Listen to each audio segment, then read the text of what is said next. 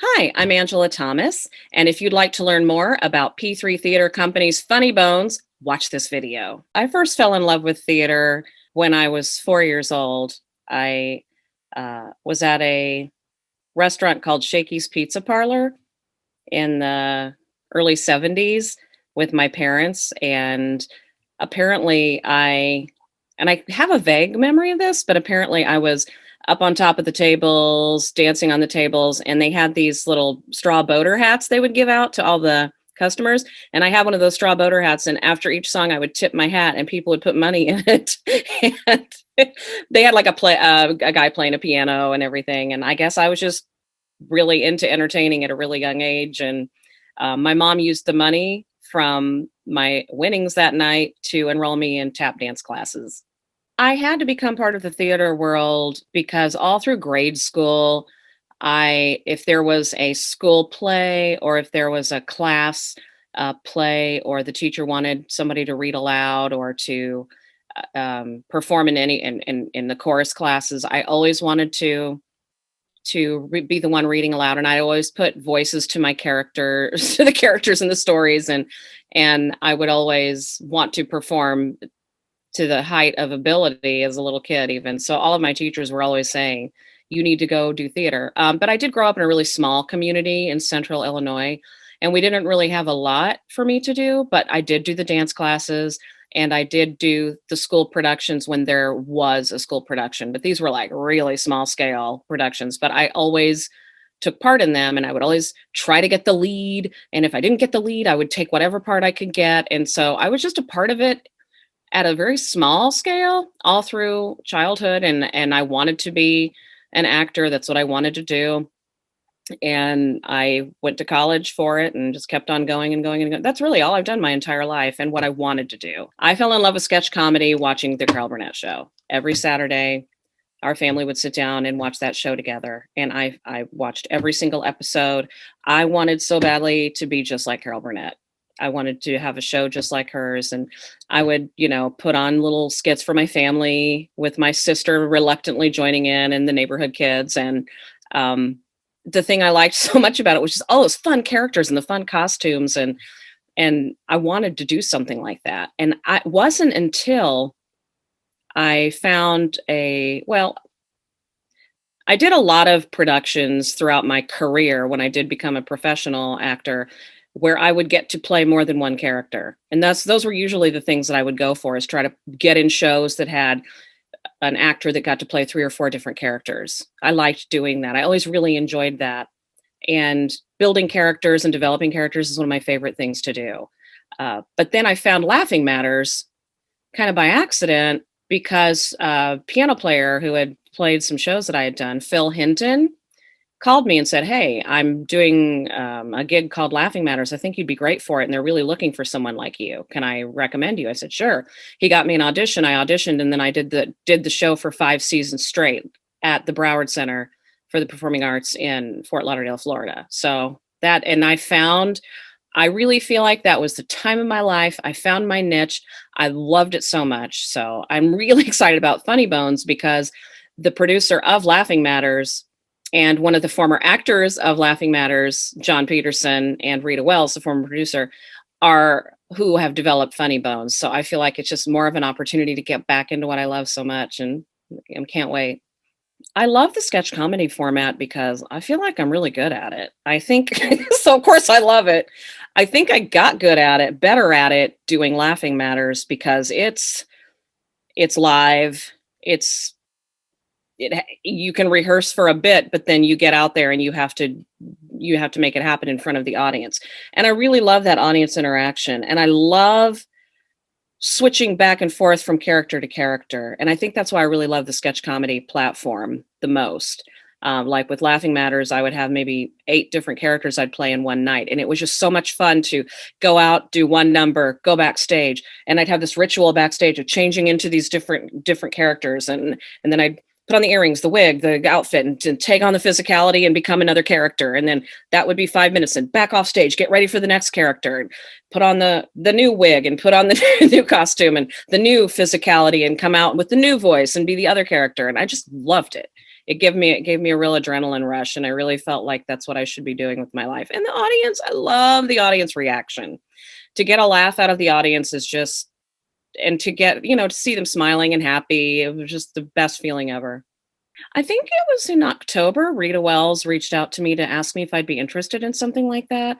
Because of the pandemic and everything, nobody's really has any kind of outlet as artistic types. So when she reached out to me and told me it was an online format and John Peterson's theater company was doing it, and that we would be able to do it from all over, pretty much virtually from all over the country. And it's something very new. And would I be interested? And I said, heck yeah, I'd be very interested, because it's an opportunity to have an outlet while we're stuck in this pandemic trying to protect ourselves from COVID.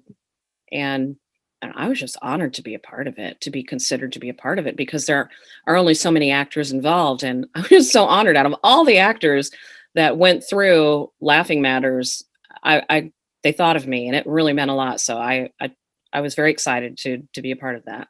The Funny Bōnz online performance opportunity is the way I see it. I think if I were to explain it to an audience, what they were going to see is a completely new type of performance. It's not like a YouTube video, which, we're all used to enjoying and watching.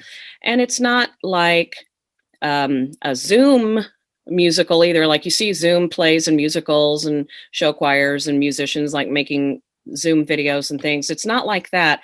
They've actually they found a way to incorporate a live cabaret style theater along with partially recorded pieces and live pieces. So we're going to be coming into live streaming. So it will be live what they see, as well as some of it will be recorded. So it kind of reminds me of like Baron von Ness sketch show out of Canada, or maybe kind of like Saturday Night Live a little bit, but it's set in a theater form.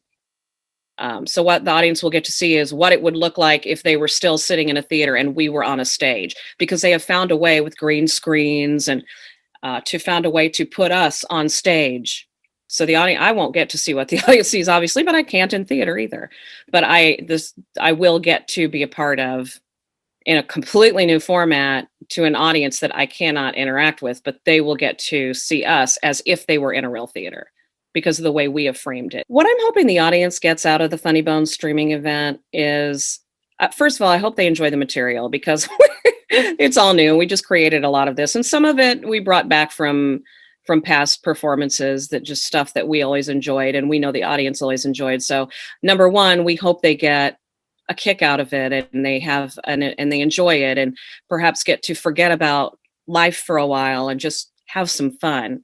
Kind of like when you watch a movie and you just have such a good time and you just are transfixed and you just forget about the world. I hope that's what they feel. And I also hope they really like it and enjoy our personalities and enjoy watching us flip from character to character. And I'm hoping to develop a relationship with the audience so that they'll come back and we can do more of this and let's innovate and try a new way of performing and a new way of enjoying theatrical performance online. I mean, we're innovating here, so let's do it. Why not? And I just hope that the audience gets behind it. And I hope they're not too judgy, like, ooh, this is new and different. This sucks. Or I hope that they're like, wow, this is new and different. This is really cool. I want to see it again. Or, so I hope that they like it and they want more of it and they'll take part in more of it. And I hope that it'll help John's theater succeed, because theaters are dark right now. Theater is not happening right now because of the pandemic, and it's dire straits for theaters all over the world. And it's such an important outlet, not only for performers and technicians, but for audiences. And we need that. We need to be able to come together again that way. And we can't right now because it's just not safe. So we have to find a way back to it. And I think this was a fantastic opportunity and a fantastic innovation by John Peterson and his crew to make this happen. So I hope they love it. I just hope they have fun. Well, my hope is for the Funny Bōnz group in the future is that we can continue this online format that we have innovated, because it incorporates people all over the country. All of us artists all over the country are involved in this. We have Illinois, New York, Texas, Florida, California, and we're all working together. And it's not just actors, it's technicians as well. I hope that we can continue doing that, but I also really hope that we can get into the theater and have a live production of Funny Bōnz again, Funny Bōnz, because I think it's turned out to be a really great venue idea. And I think that bringing us all together in a theater setting again would be a fantastic opportunity for the audience and for us. So I really hope to get back on stage with it live, because being able to hear that audience and the audience to be able to interact live with them again is what I miss. And I know the audience misses it. And I think it's going to be awesome, because it's kind of like a stand-up comedy club, but it's not. It's kind of like Second City in Chicago, but it's not, because it's a little bit more scripted, a little more musical theater, takes a little bit more preparation than complete improv, but it's something really special that I don't know there's a whole lot of out there. So I really hope that we can take it live in the future. P3 Theater patrons must tune in and see Funny Bōnz and join us with this, because first of all, theater needs patrons and theater needs audiences. And in order to keep theater going, we have got to contribute. And it's such a small amount of your time, and a really reasonable ticket price as well. And it will keep the future of theater alive, so that when we get to that again, we'll have it. We'll still have it. So we have to support it. And we have put in so many hours and so much hard work in such an interesting, different way of working together all across the country. We've all come together to work on this. And I think they must see it to see what we've created, because it is new and it is an innovation that nobody else has come up with. So you'll be in on the front door. You'll be walking in the front door to something completely new. And I would like for them to know that they'll be pioneers. They will be groundbreaking our project. And I think they'll love it. And they will absolutely love it. Theater companies like the P3 Theater Company are so important and need community support, because theater doesn't have to be on Broadway to be important or to be successful. We need theater in our own backyards, because theater is a special art form that can change people and can give people, like young people need an outlet. We all need to understand the world and what's going on in the world, and to understand each other. And I think we're going through a time right now where theater would be so wonderful to be able to help people come together and work together towards that common goal of just humanity and understanding. And theater does that for people. And we have got to keep theaters like P3 Theater alive for that, for our communities to come together and to have that experience that we all go to together, whether we're on stage or we're in the audience watching it. It's an experience that is live and cannot be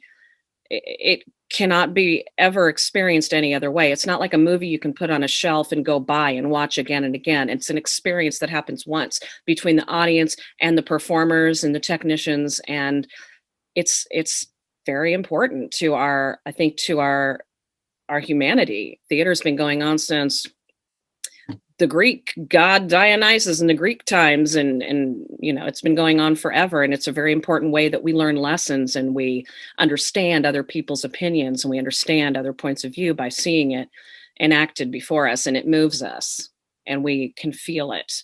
And that's why live is important. I could go on and on about the importance of live theater, but the reason it's important in the communities is it needs to be accessible to every kid in that neighborhood, to every family in P3 Theater Company's community, and every community that wants to, every member of the community that wants to have that opportunity to go see a really cool show that they maybe can't get to Broadway to go see. That's what P3 Theater Company is for. That's what the smaller theater companies are for, is bringing really good quality productions to our communities so that you don't feel like you have to go somewhere else. Because guess what? The fantastic performers and technicians are living right in your backyard. They're in all of the communities. Hi, I'm Angela Thomas. And if you enjoyed this conversation that we're having about Funny Bōnz, please go to the P3 Theater website and you can learn more there about all the great things that we're doing.